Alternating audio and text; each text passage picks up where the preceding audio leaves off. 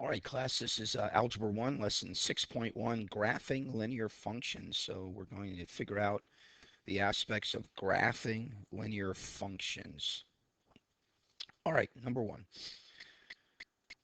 A linear function is one where the graph is a line. It's right there in the word linear, and you see that word linear, and you should be thinking line, right? So a linear function is one where the graph is a line. Each point that forms the line, each point that forms the line, and that's what the line is. It's a bunch of successive points. If you look over here on the right-hand side of the screen, when you're graphing, what you basically have is a bunch of points, one right after the other. The next one, the next one, the next one, the next one, the next one, next point, next point, next point, next point, next point, next point, next point. And that's what that line is made up of, an infinite number of points. And so the function is each point that forms the line. And what are they? They are the xy pairs, right? The xy pairs that satisfy or solve the function. And what does that mean? They make the function true. So if you look back there at the right again, every one of these points has an x value and a y value that would make the function or equation true. Okay? That's what we're talking about here, and that's the aspect of a linear function. All right, so here's an example. You've got y equals 3x minus 7, and it's linear. So how do you know it's linear? Just looking at the function itself. Again, we're looking right here at y equals 3x minus 7. How do you know that it's linear? Well, you can recognize that because it's a first degree equation. First degree equation. And what is a first degree equation? No variable is higher than to the first power. We don't show the 1 for the y, but that's y to the first power. We don't show the x, but that's x to the first power, right? And so because both variables are to the first power, it's a first degree equation, and first degree equations are linear. So that's the aspect that allows you to determine if it's linear. Okay, well, what about function? So again, we're looking at y equals 3x minus 7. So how do you know it's a function? Okay, first degree tells you it's linear. The fact that there are two different variables tells you that it is a function. So we have a y variable and we have an x variable, two different variables. Other variables can be s and t, speed, time. It could be anything. But as long as there's two different variables, so first degree is linear, two different variables is a function. And that's a generality, but that pretty much holds true most of the time. Number two.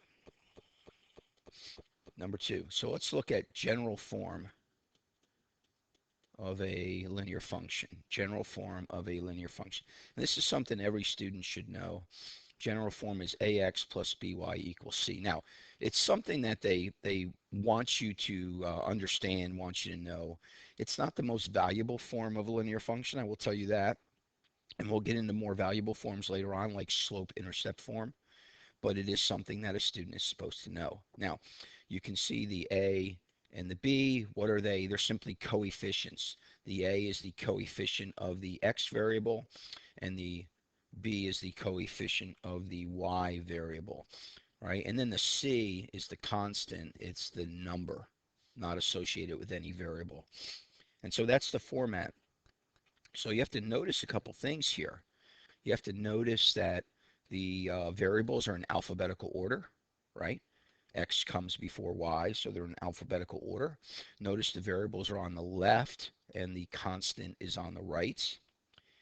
Notice that the lead term is positive. See, we have a positive 3 there. It's not negative, and it can't be to be in standard form.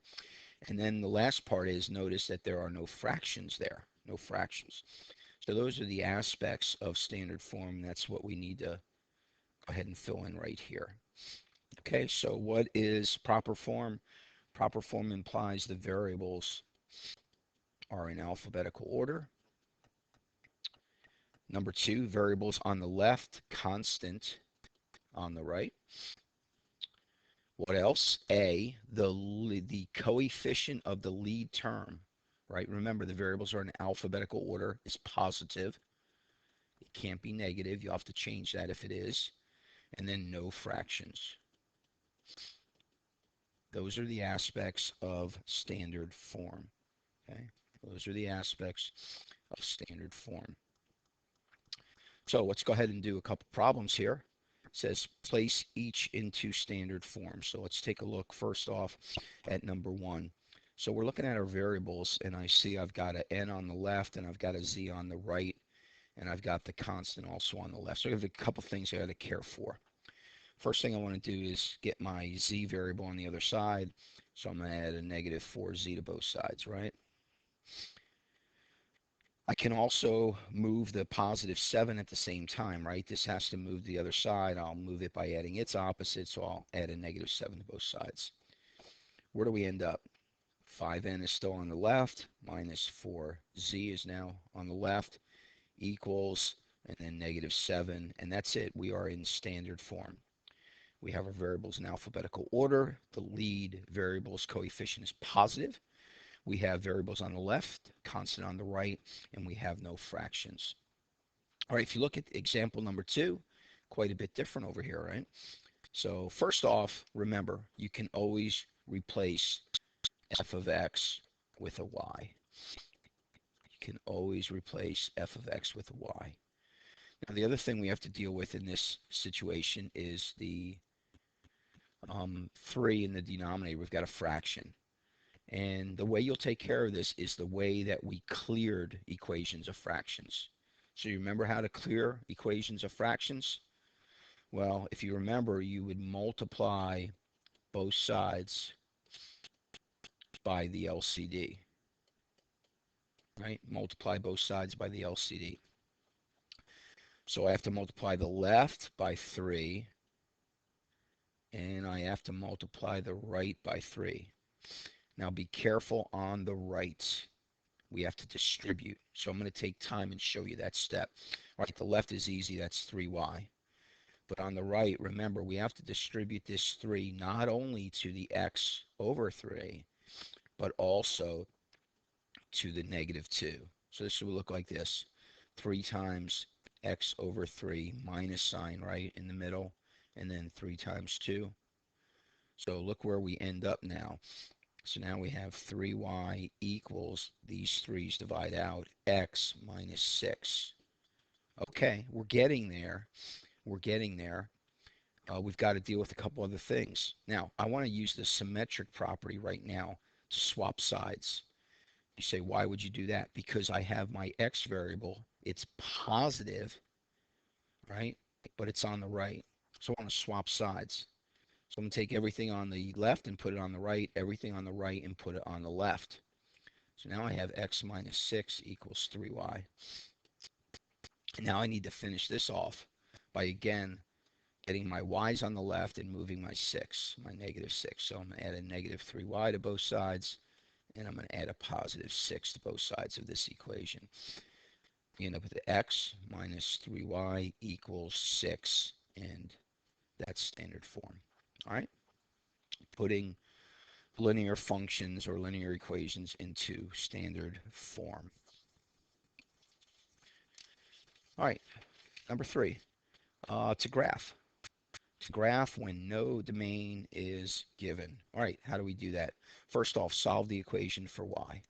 You want y equals. Solve the equation for y. Next, remember, anything can be graphed using an xy chart, right? Using xy chart. That's chart for you non-Jersey people. Use an XY chart, and then I say plot 3 points. Remember, any 2 points determine a line. If you make a mistake and you only plot 2 points, you'll always find a line. But if you plot 3 instead, if you made a mistake, they won't line up and you know something's wrong. You can check your work. So I say always use 3 points, and then of course connect the points with a line. So what we're looking at, and that will allow you then to graph. All right, so let's take a look at this example here. So we've got x plus 2y equals negative 4. Okay, let's solve for y. Let's add a negative x to both sides. So now we're at 2y equals negative x minus 4. Always put your x variable first. Okay, that's going to help us a little bit down the road when we learn slope-intercept form.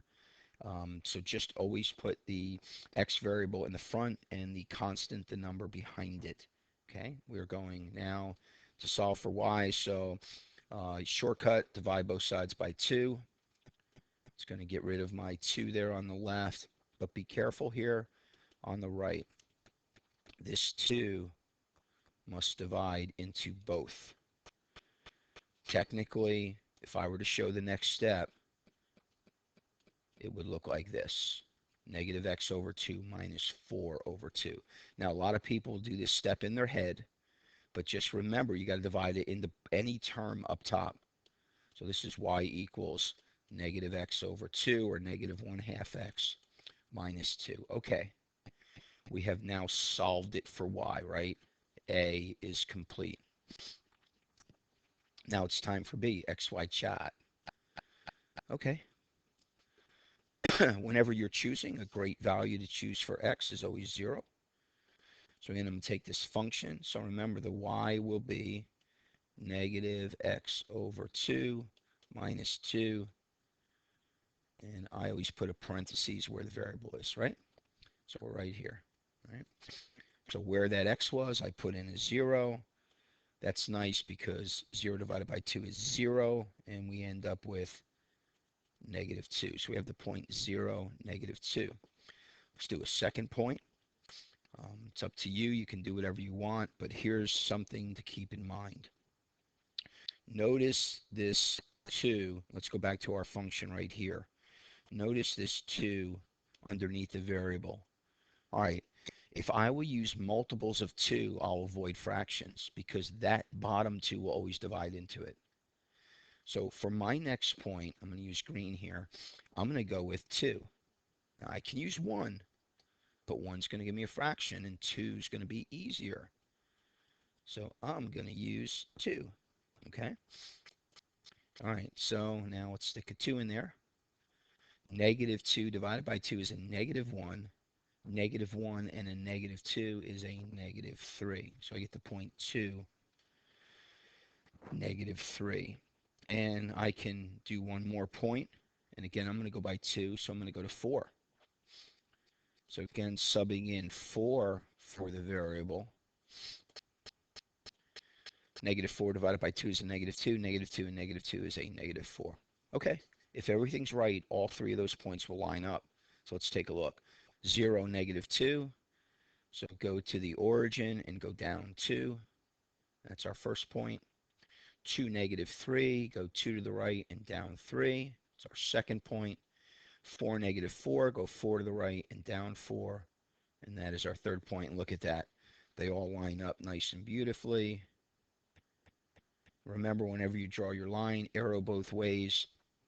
And please don't forget, every point along this line, this one, this one, that one, this one, this one, this one, all of these points, every single one are the xy pairs that will make this equation true. Every single point along that line are the xy pairs that will make that equation true. Okay? All right, number 4. Let's talk now about key points along the line. There are some key points to know about along any line. Key points along the line. All right, the first one is the y-intercept. The y-intercept. Well, it's just like what it sounds. The y-intercept is the point where the equation crosses the y-axis. Okay, that makes sense. Y-intercept and y-axis. So take a look at the graph right here, and let's take a look at the y-intercepts. So the purple line, the y-intercept is right there, right? And it has a y-coordinate of 4. Let's look at the, I guess it's pink, maroon, whatever. and its y-intercept is 1.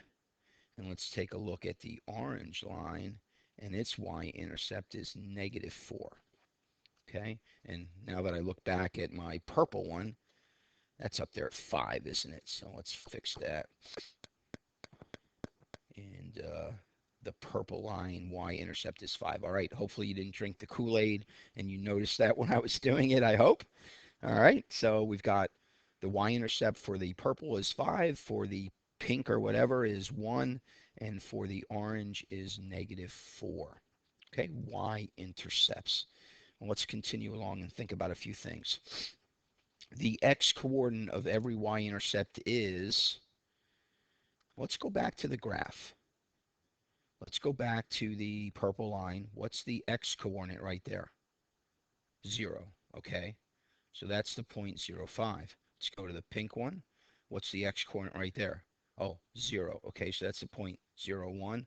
What's the x-coordinate right there? Yeah, 0. So 0, -4. So the x-coordinate of every y-intercept is 0, right? Key concept, something you always have to keep in mind. All right, and that's going to help us. The x-coordinate of every y-intercept is 0. Okay, so the y-intercept can be found 3 ways. The y-intercept can be found 3 ways. Let's take a look at them. Let me get rid of my shade there. So, how can you find the y-intercept? You can simply read it off the graph. We've done that already, right? We've done that up here. Excuse me. Sorry about that. All right, so we can read it off the graph, and we've done that already for the 3 points of those lines. We can read it from the equation. Now, there's a special form to this equation. We're going to learn that in lesson 6.3, so that's coming down the road. But we'll learn how to read it right from the equation when the equation's in a special form. And then the third way, and don't neglect this way, this is actually the best way. You'll be able to read any y-intercept, even when it's a fraction, and even an odd type fraction, like 11/7. Right? How do you do that? Sub in 0 for the x and solve for the y. Why would you sub in 0 for the x? Well, look back up here. What's the x coordinate of every one of these? 0. So what in fact you're doing is you're finding the y when the x is a 0. You're finding the y when the x is a 0. So you're finding, okay, what girl is guy 0 dating? And that's the y-intercept. So let's do it on this one. Find the coordinates of the y-intercept. So be careful here. It says coordinates. All right, so how do you do that mathematically? You could graph this, but why go through all of that? We want to sub in 0 for the x. So let's do that. Right where that x is, I'm going to put in a 0. So we have 3 times x minus 2y equals 14. And so, of course, this is 0 and it's gone. And we'll just divide both sides by -2. And we get y equals -7. So my y-intercept is y equals -7, but be careful. Make sure you ATQ. Answer the question. We want coordinates. And so make sure we say when the x is a 0, the y is -7. And this would be our final answer if they asked for the coordinates of the y-intercept. Okay? So the coordinates of the y-intercept are 0, -7. All right, next page. So that's the y-intercept. Well, you also have an x-intercept. Well, it makes sense. If the y-intercept is the place where it crosses the y-axis, the x-intercept has to be the point where it crosses the x-axis. All right, x-intercept, x-axis. There's a second name for these, and you'll see this more when you get to Algebra 2, but these are also called zeros. Zeros. Why? Because the output is 0. The output is 0. I'll explain that in a moment here. So take a look at your graph now. So now we're looking at x-intercepts. All right, what's the x-coordinate right here? -4. What's the x-coordinate right here on the purple one? 2. What's the x-coordinate of the, I think that's supposed to be pink one, and it's 5. Now, remember, the abscissas, the x's, the independent variables, are the input, and the ordinates, or the images, the y-coordinate is the output. So let's go back, take a look at the orange line. What's the y value of that? 0. Oh, we have a 0 output. What's the y value of the purple one? Oh, 0. Oh, we have a 0 output. And what's the y coordinate of the purple x-intercept? Oh, it's 0. We have an output of 0. Okay? It's just the opposite of what we did with the y-intercept. So the y coordinate of every x-intercept is 0. The y coordinate of every x-intercept is 0. All right, so number 3. Number 3, the x-intercept can be found in this situation. We can find it 2 ways. So we can read it off the graph, just like we did a moment ago, or we can sub in 0 for the y and solve for x. Okay, because why? Because every y coordinate is 0 for an x-intercept. Okay, every y coordinate is 0 for an x-intercept. So let's do this example. So in this situation, I'm going to take my y, and where my y is, I'm going to put 0 in. So I still have 3x minus 2 times y equals 14. In this situation, this is 0. And now I got to move that 3, divide both sides by 3, and I end up with x equals 14 thirds. Now, what was the question asking for? Coordinates of the x-intercept. So coordinates is the xy pair, and so 14 thirds 0 would be my solution, right? All you're doing is subbing in 0 for the y and solving for x. You can do this in any situation when you're looking for an x-intercept, which is also called a 0. All right, next thought. Well, we can graph linear functions if you wanted to using the x and y intercepts. Okay, so I've got a function right here, 4x minus 2y equals 6. By the way, I know it's a linear function. I know it's linear because the variables are to the first power, and I know it's a function because it has 2 different variables. All right, x-intercept. Remember, the x-intercept is when the y is 0. So I'm going to put 0 in for the y. All right, that's 0. I'm going to divide both sides by 4. And I get x equals 3/2. Okay, let me do this in red. I'm going to plot that point. Now look, don't let the fractions cause you trouble. 3/2 is 1.5. All right, where would that be? Right there, right? We got the coordinate of 3/2, 0. It's right between 1 and 2, 1.5. Okay, let's do our y-intercept. Okay, where the x is, I got to put in 0. 4x minus 2y equals 6. All right, that's 0. Now we're going to divide both sides by -2.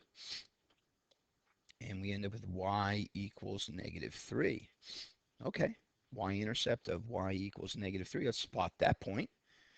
0, -3, right there. And any 2 points determine a line. And I know my line is right there. Okay. If I want it to be very neat, I'd get a ruler out. Ruler's a pain on this electronic device. But, you know, you could always get a ruler out and draw that perfectly, and that's important in some later aspects that we'll learn in 6.3. Okay? So you can graph using the x-intercept and the y-intercept. We'll learn a more efficient way in 6.3, but they can be graphed using the intercepts. All right, last thought here. Some special graphs. It's important to always keep these in mind. The first one involves horizontal lines. Horizontal lines. What will form a horizontal line? In other words, what graph gives you a horizontal line? Well, it's this situation like this, where you have y equals -2, or y equals 7, or y equals 13, or y equals 6.5, or y equals -11.2. A y equals. Notice there's no x variable or anything. You say, well, that's odd. How do you even know it's a linear function? Well, you do now because we're telling you, all right? How would you graph y equals -2? Remember, since no domain is given, the domain is what? All the real numbers. See, that's the key, and we've already learned that, right? Since no domain is given, the domain is all the real numbers. So I'm going to stick a couple domains in here in my red. I'm going to do 0, I'm going to do 1, and I'm going to do 2. Now here's the point. What's the output? What's the y? -2. What's the y for 1? -2. What's the y for 2? -2. Every output is -2. Look what happens when you plot these points. Let's go to the graph. So graph 0, -2, right there, right? 1, -2, right there, right? 2, -2, right there.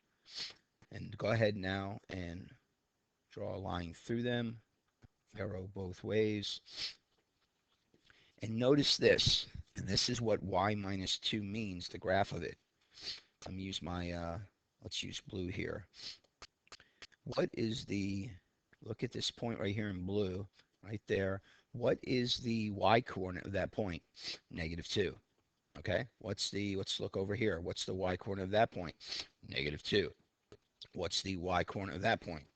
-2. What's the y coordinate of that point? -2. That point, -2. This one, -2, -2, -2, -2, -2, -2, -2, -2, -2. Every y coordinate is -2. Okay, so let's finish out. We said on the top that the domain is all the real numbers. What would the range be? What's the range? I'm going to make this into an implies. So the range would be y equals, and I hope you believe it's -2, right? Every guy in the world is dating girl -2. All right, not a great situation, right? But that is the graph. Is this a function, yes or no? Yes. It passes what test? The vertical line test. No matter what vertical line you choose, you cannot find a vertical line that will intercept that red line in more than one point. So it is a function.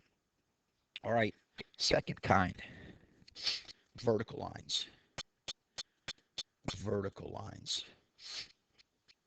Notice in this one we have an x equal 4, and that's it. There's no y in this one. So here's the point. Every x is 4, 4, 4, 4. I could keep going and write as many 4s as I want. So in this situation, okay, now you got to say, well, guy 4 is dating girl what? 0. And you really can choose any value here because no matter what, the input's 4. So 4, 0, 4, 1, 4, 2. Look what happens on this one. Let's graph this. So 4, 0 is right there. 4, 0. By the way, that's also the x-intercept, or the 0, isn't it? Sure. Okay, 4, 1, right there. 4, 2, right there. And look at this line. Now we have a vertical line. And again, you can do the exact same thing. What's the x-coordinate of that point? 4. What's the x-coordinate of that point? 4. What's the x-coordinate of that point? 4. And this one, and that one, and this one, and that one. Every x-coordinate of every point along that line is 4. Is this a function? No. No. Okay? It is not. Just an equation. All right, what would the domain be on this one? What are the possible x values? Remember I taught you start on the left, move toward the right, until you hit the curve or hit the function. Okay, you hit it at 4, and then keep moving until you don't hit it. Well, that's it. You only hit it at 4. So it's got to be x equals 4, right? That's it. That's the only thing. Now, what about the range? Well, remember, start at the lowest possible. Will you hit the curve? Yes. Keep going. Are you hitting it? Yes. Are you hitting it? Yes. Are you hitting it? Yes. Are you hitting it? Yes. Hitting it? Yes. Hitting it? Yes. All the way to positive infinity. Do you hit it? Yes. So what's the range? All the real numbers. All the real numbers. All right, let's do a quick recap, and that'll be it for this lesson. So quickly recap. Remember, we're talking about linear functions. Linear functions is one where the graph is a line. All right, linear line. It's right there in the name, so don't miss that. Remember, the line's made up of the xy pairs that solve or satisfy the equation. How do you recognize linear? Both variables are to the first power, so it's first degree equation. How do you know it's a function? Two different variables. General form, ax plus by equals c. Remember the 4 aspects. Variables in alphabetical order, variables on the left, constant on the right. The first lead one is positive and no fractions, right? And then we showed you 2 examples on how to put it into standard form. Then we talked about graphing. All right, how are we graphing ours? Solve the equation for y. Solve the equation for y. Next, use an xy chart. Then plot 3 points, y3, to make sure that you have the correct points, and then connect them with the line, right? That's how you're going to graph.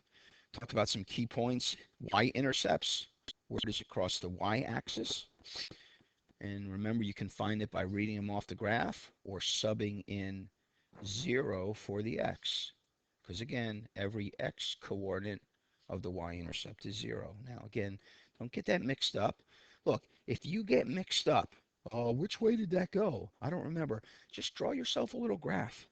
Draw yourself a little graph, stick a line across it, look at the intercept and say, okay, wait a minute now, what's the coordinates of this? Okay, it's going to be something like 0, 2 or 0, 3. Oh, yeah. The x is the one that's 0, right? Just draw yourself a little sketch and remember which one is 0. Because again, you can get confused between y-intercepts and x-intercepts. So again, the x-intercept is the one where the y values are 0. Again, if you forget, give yourself a little sketch, draw the thing and say, oh, yeah. That's right. On this one, the x value is 0, and this is something like 0, 3. Okay, the x is 0. Oh, yeah. Whoops, I'm backwards. How about 3, 0? Sounds much better, right? So the y is 0, right, on any point along the x-axis. All right, and again, 2 ways. And so just draw yourself a little sketch and keep it straight. Don't do what I just did. Reverse it, and you'll be okay. All right, remember, we can graph using the x and y intercepts. That will give you 2 points along the line. Connect those points with a line. And then the last thing we talked about, 2 special graphs. Horizontal lines will be y equals whatever number. And that horizontal line will go through that y value. So for example, if I had y equals 3, then that's a horizontal line through 3. If I had y equals 5, that's a horizontal line through 5, right? And then the second situation, our vertical line is going to be x equal, if I had x equal -1, that's going to be a vertical line through the -1. Okay? All right, that's the lesson. Have a great night.